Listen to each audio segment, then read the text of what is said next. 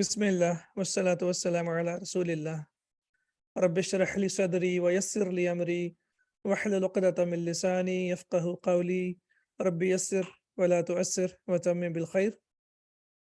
Lesson number 2. पहले lesson में हमने हरूफ الهجاء और हरकत के बारे में पढ़ा है और इंशाल्लाह अब आगे बढ़ते हुए हम कलिमा के बारे में पढ़ेंगे. कलिमतुन वर्ड, हर बमाना लफ्ज़ कलिमा कहलाता है. कलिमा यानी लफ्ज़ या अल्फाज, जैसे कलमुन एक कलम, रजुलुन एक आदमी, मारिफतुन इल्म. ओके, अब बमाना अल्फाज या बमाना लफ्ज़ से क्या मुराद है? जैसे कलमुन है, अगर हम इसको लकमुन और मुलकुन पढ़ेंगे तो मीनिंग, ये लेटर्स तो हैं, अल्फाज तो हैं, लेकिन हरूफ तो हैं, लेकिन बमाना नहीं है. तो इसीलिए कलिमा जो है, बमाना लफ्ज़ जो एक प्रॉपर मीनिंग देते हैं उसको कलिमा कहा जाता है.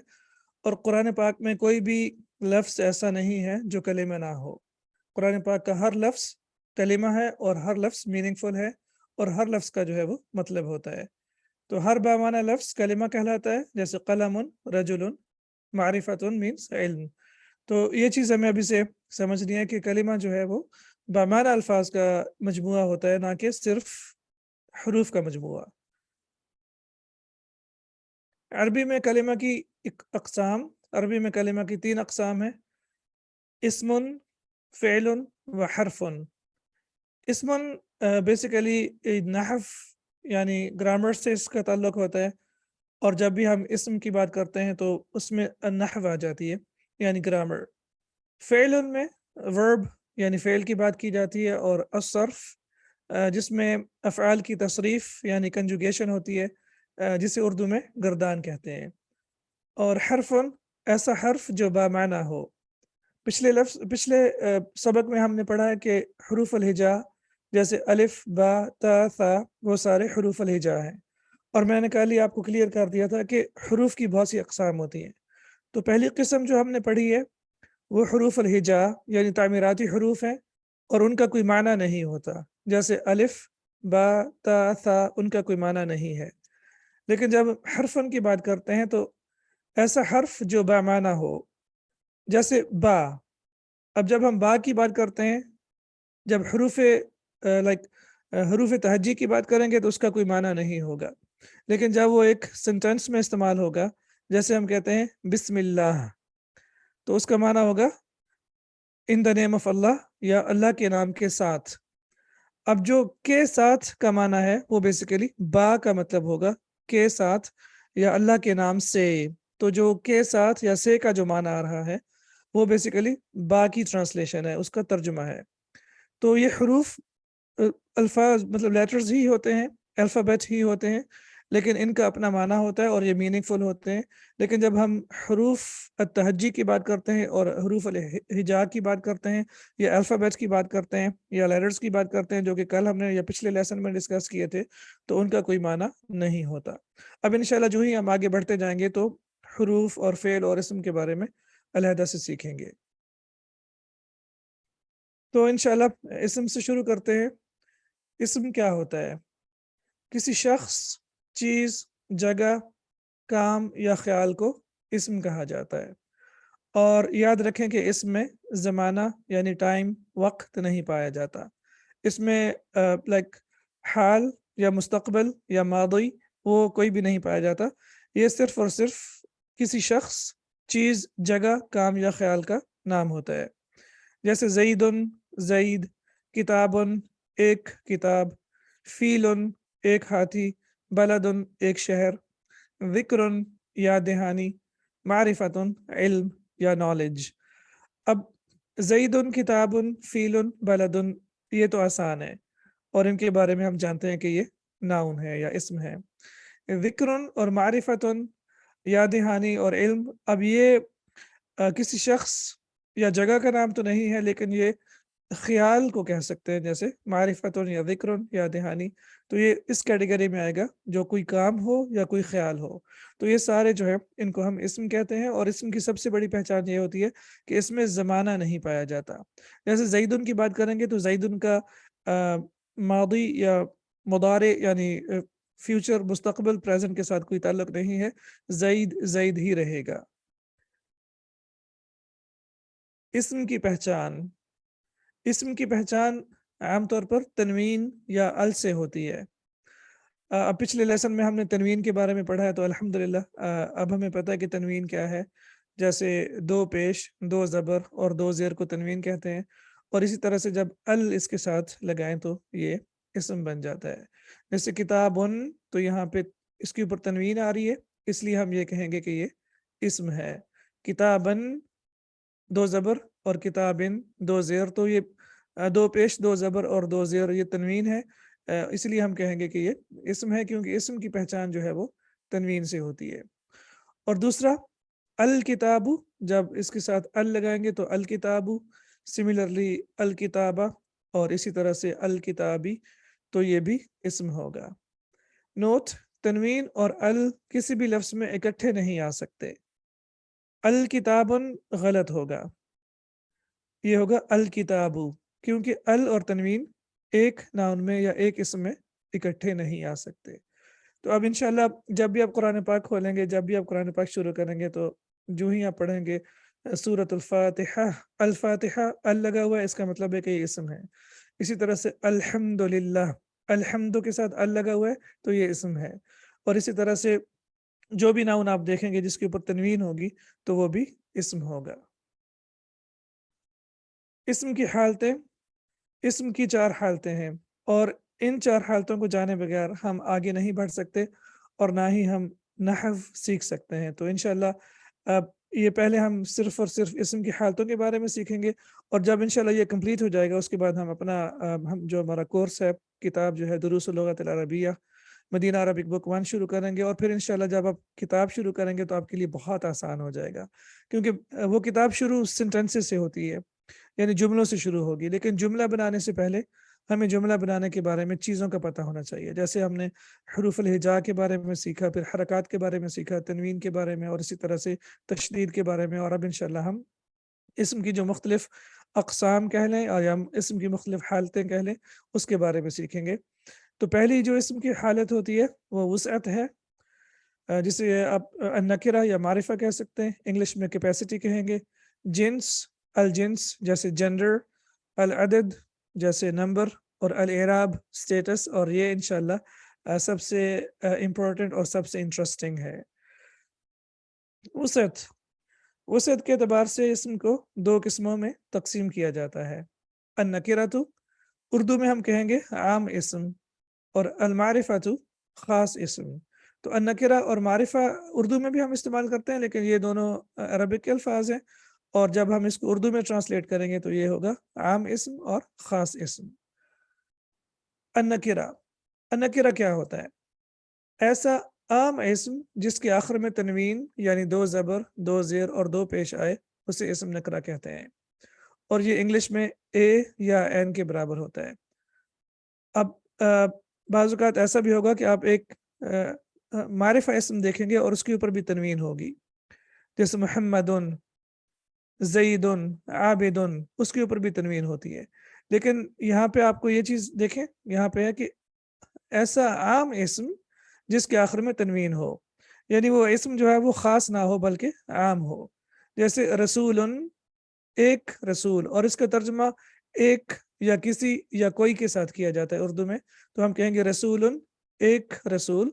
جنتن، ایک جنت یا ایک باغ، جنت کا مطلب باغ ہوتا ہے تو ہم کہیں گے ایک باغ، اور جبل ان کا مطلب ہوگا ایک پہاڑ۔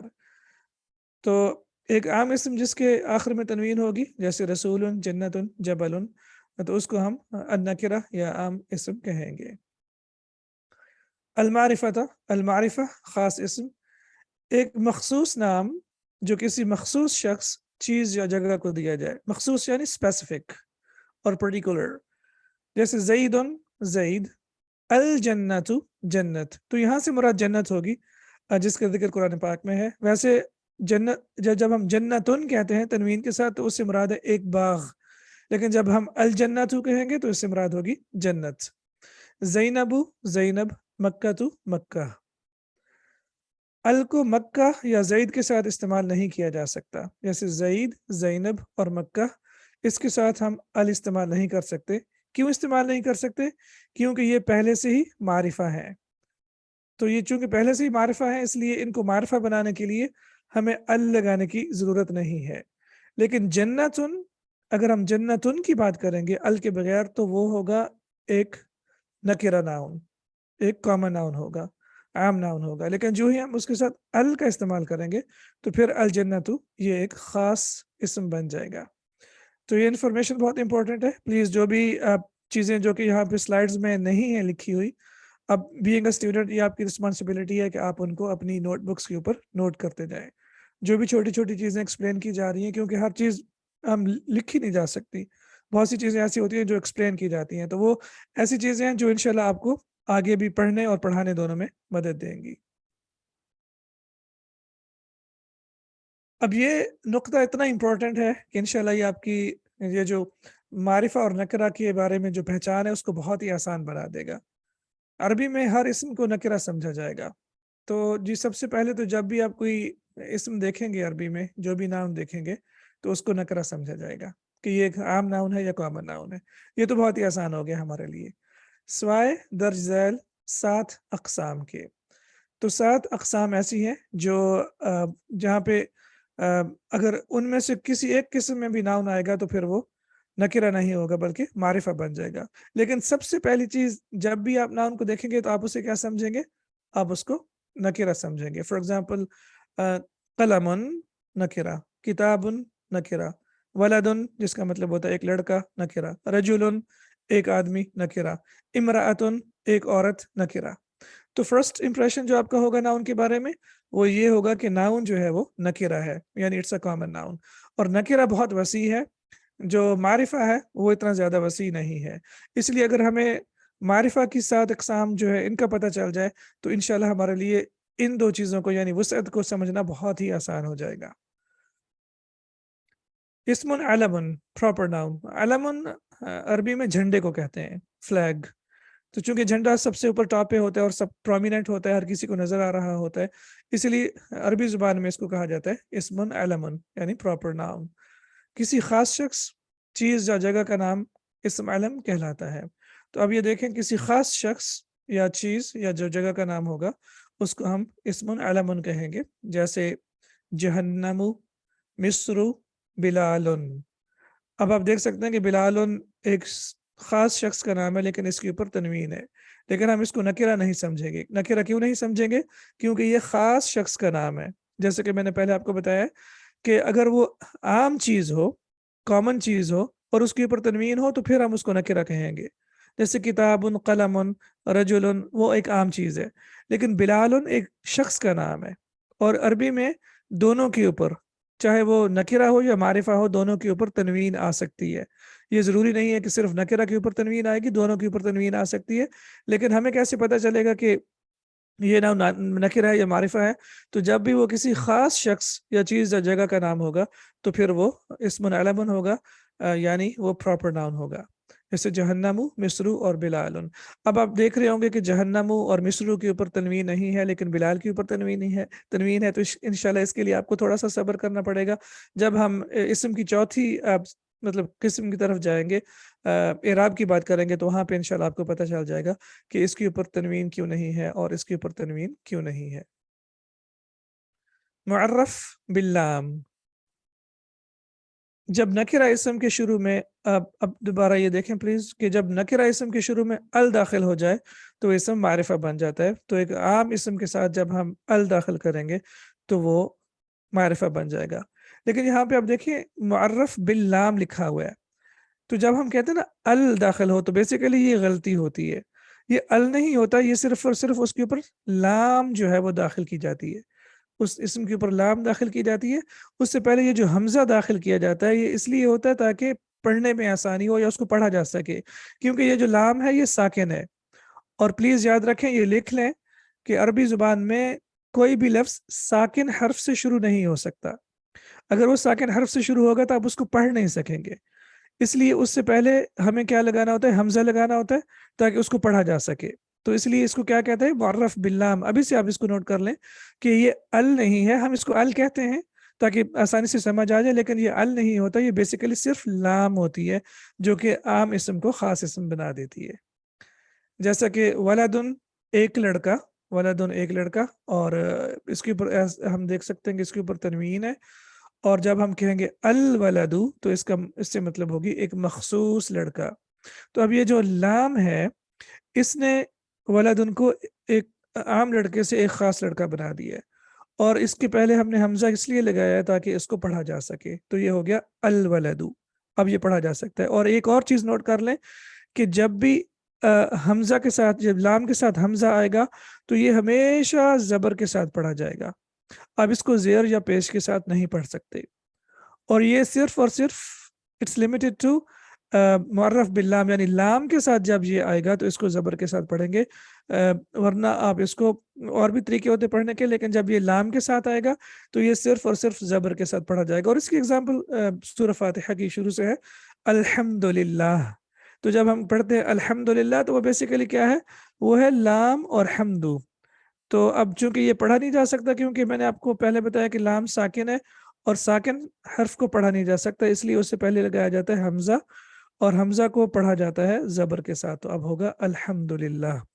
تو یہ چیز یہ بہت امپورٹنٹ ہے, پلیز ابھی سے نوٹ کر لیں کہ جب بھی کمبینیشن ہوگا لام اور حمزہ کا تو اس کو زبر کے ساتھ پڑھیں گے, اور جب بھی وہ نکرہ ناؤن ہوگا یعنی کامن ناؤن ہوگا, ال لگانے کے بعد وہ ایک خاص ناؤن بن جائے گا, ایک مخصوص نام اسم بن جائے گا. اسماء الاشارہ ڈیمونسٹریٹو پروناؤنس, ہر کسی چیز کی طرف اشارہ کرنے کے لیے جو لفظ استعمال کرتے ہیں ان کو اسماء اشارہ کہا جاتا ہے. تمام اسماء اشارہ معرفہ ہیں. جیسا کہ ہم جانتے ہیں کہ جو کیٹیگریز ہم ابھی ڈسکس کر رہے ہیں, اقسام جو ہم ڈسکس کر رہے ہیں, وہ ساری معرفہ کی اقسام ہے, کیونکہ ہم نے پہلے سے ڈیسائیڈ کر لیا کہ ہر ناؤن جو ہے وہ, ہر اسم جو ہے وہ نکرہ ہوگا, ایکسیپٹ فار دیز کیٹیگریز جو ابھی ہم اقسام سیکھ رہے ہیں. ان اقسام کے علاوہ جو بھی ناؤن ہوگا وہ نکرہ ہوگا. ہذا مینز یہ, انگلش میں ہم کہتے ہیں دس, اور ذالک مینز وہ, اور انگلش میں کہتے ہیں that. اب دیکھیں ہذا اور ذالک, جب بھی کسی کی طرف اشارہ کرنا ہو, یہ کتاب یا وہ کتاب, تو ہم یوز کرتے ہیں ہذا اور ذالک. یہ سارے اسماء الاشارہ نہیں ہے, دس از جسٹ, یہ صرف آپ کے لیے اگزامپل ہے. انشاءاللہ جب ہم کورس شروع کریں گے تو اس میں آپ کو یہ ساری چیزیں ڈیٹیل میں انشاءاللہ پڑھنے کو بھی اور سیکھنے کو بھی ملیں گی. تو ابھی صرف آپ یہ کہہ سکتے ہیں کہ آپ ایک باغ میں سیر کر رہے ہیں. میں صرف آپ کو عربی زبان کی سیر کروا رہا ہوں, آپ کو صرف اور صرف آئیڈیا دے رہا ہوں کہ یہ چیزیں ہوتی کیا ہیں. اور اگر آپ کو یہ بہت زیادہ لگ رہا ہے تو آپ نے دو چیزیں کرنی ہے. سب سے پہلے تو اللہ پاک سے دعا کرنی ہے, اور شیطان سے پناہ مانگنی ہے. اللہ پاک سے جو ہے وہ شیطان سے پناہ مانگنی ہے, اللہ پاک کی جو ہے وہ پناہ میں آنا ہے. اور دوسرا یہ پلیز یاد رکھیں کہ ان مع العسر یسرا, ہمیشہ مشکل کے ساتھ آسانی ہے. ان مع العسر یسرا, تو جب بھی ہمیں لگے کہ یہ مشکل ہے تو سب سے پہلے ہم نے کیا پڑھنا ہے, ہم نے پڑھنا ہے اعوذ باللہ من الشیطان الرجیم, اور پھر اس کے بعد ہم نے یہ یاد رکھنا ہے ان مع العسر یسرا. اور آپ نے یہ بھی سیکھا ہے شروع میں, کورس کے شروع میں, کہ اللہ پاک نے قرآن پاک میں 4 مرتبہ فرمایا ہے وَلَقَدْ يَسَّرْنَا الْقُرْآنَ لِلذِّكْرِ فَهَلْ مِن مُدَّكِرٍ, ہم نے قرآن پاک کو سیکھنے کے لیے آسان کر دیا ہے, تو ہے کوئی سیکھنے والا. تو شروع میں تھوڑا سا لگے گا کہ یہ بہت ساری چیزیں ہیں, انفارمیشن بہت زیادہ ہے, لیکن یہی آپ کا ٹیسٹ ہے انشاءاللہ. اور اگر ہم اس میں سے آسانی سے نکل گئے اور اللہ پاک سے دعا کرتے ہیں کہ ہمیں کامیابی عطا فرمائے, تو آگے آپ کو یہ بہت ہی آسان لگے گا. پورا کورس انشاءاللہ آپ کے لیے آسان ہو جائے گا. الضمائر پرسنل پروناؤنس, وہ الفاظ جو اسم کی جگہ استعمال ہوتے ہیں انہیں ہم کیا کہتے ہیں, الضمائر. جیسے ہوا, وہ, and ہیا, وہ. تو ہوا means he and Haya means he and Haya means she. Again الضمائر بھی کافی سارے ہیں, اور جیسے کہ میں نے عرض کیا کہ انشاءاللہ جب ہم اپنا سبق کورس شروع کریں گے, کتاب پڑھنا شروع کریں گے, تو ہم یہ سارے اسماء الاشارہ الضمائر ہم انشاءاللہ ان سب کو ڈیٹیل میں سیکھیں گے. اسماء الموصولہ ریلیٹیو پروناؤنس, انگلش میں نے اس لیے یہاں پہ دے دیا کیونکہ اگر آپ کو یہ تھوڑا سا مشکل لگ رہا ہے کیونکہ یہ الفاظ ٹرمنالوجی جو ہے عربک کی ہے. ہاں اردو سپیکر جو ہے ہم لوگوں نے اسکولوں میں یہ چیزیں پڑھی ہوئی ہیں بیسیکلی، اسماء الموصولہ، الضمائر، اسماء الاشارہ، یہ چیزیں ہم نے اردو میں پڑھی ہوئی ہیں، تو انشاءاللہ مشکل نہیں ہوگی. لیکن اگر آپ کو لگ رہا ہے کہ یہ مشکل ہے تو آپ انگلش میں دیکھ سکتے ہیں، انشاءاللہ آپ کے لیے آسانی ہو جائے گی. اردو کے جو اور جس وغیرہ جیسے الفاظ کے مترادف الفاظ ہونے والے عربی اسماء، مثلاً الذی، الذی کا مطلب ہوگا جو یا جس، جیسے الذی علم بالقلم، وہ جس نے قلم کے ذریعے سکھایا. الرحمن علم القرآن، اور اسی طرح سے یہ تھوڑی سی ایگزامپل آؤٹ آف کانٹیکسٹ ہوگی. الذی علم بالقلم، that would be the perfect example کہ جو یا جس نے قلم کے ذریعے سکھایا. تو الذی کا مطلب ہوتا ہے جو یا جس، اور یہ مذکر کے لیے استعمال کرتے ہیں. اور اللاتی جو یا جس مؤنث کے لیے استعمال کرتے ہیں. اللاتی تطلع علی الافئدہ، تو یہ نار کے لیے چونکہ آگ کے لیے استعمال ہوا ہے، اور آگ عربک زبان میں فیمنن ہے تو اس لیے یہ اللاتی استعمال ہوا ہے. تو جو ایک شخص ہوگا اس کے لیے الذی، اور جو ایک مؤنث ہوگی اس کے لیے اللاتی استعمال ہوگا. اور ہم جانتے ہیں کہ الذین اس کا جمع ہے، دونوں کا جو پلورل ہے وہ الذین ہوگا، اور قرآن پاک میں یا ایھا الذین آمنوا بہت زیادہ استعمال ہوا ہے. تو یہ ان کو کیا کہتے ہیں؟ اسماء الموصولہ. مضاف الی المعرفہ، possession to a definite noun. جب کسی اسم نکرہ کو اسم معرفہ کے ساتھ نسبت دے دی جائے، یعنی جوڑ دیا جائے، تو وہ اسم نکرہ بھی اسم معرفہ بن جاتا ہے. جیسے بیتن، ایک گھر، تو بیتن کیا ہے؟ نکرہ ہے. اللہ معرفہ ہے، ڈیفینیٹ ہے، اور اس سے بڑھ کے کوئی معرفہ ہو نہیں سکتا. اللہ، تو جب ہم کہتے ہیں کہ بیت اللہ، اللہ کا گھر، تو اب بیت بھی معرفہ بن گیا ہے. کیوں معرفہ بن گیا ہے؟ کیونکہ اس کی نسبت جو ہے وہ لفظ اللہ کے ساتھ یا لفظ الجلالہ کے ساتھ ہو گئی ہے، تو اس لیے اب اس کو بھی ہم معرفہ کہیں گے. اور یہ بہت امپورٹنٹ اور انٹرسٹنگ انشاءاللہ ایک آپ کہہ سکتے ہیں اسلوب ہے عربی زبان کا. اور یہ انشاءاللہ سیکھنے کے بعد آپ کو بہت مطلب عربی کی سمجھ بھی آئے گی، اور آپ کو بہت زیادہ انٹرسٹنگ بھی لگے گا. تو ایک دفعہ پھر، جب بھی کسی نکرہ اسم کو، یعنی عام اسم جو ہوتا ہے یا کامن ناؤن کہہ لیں، جب اس کی نسبت معرفہ کے ساتھ جوڑ دی جائے، جیسے کسی عام کو کسی خاص کے ساتھ بٹھا دیا جائے تو وہ خاص بن جاتا ہے. اسی طرح سے کسی بھی عام چیز کو جب اس کی نسبت خاص چیز کے ساتھ کر دی جاتی ہے تو وہ خاص بن جاتی ہے.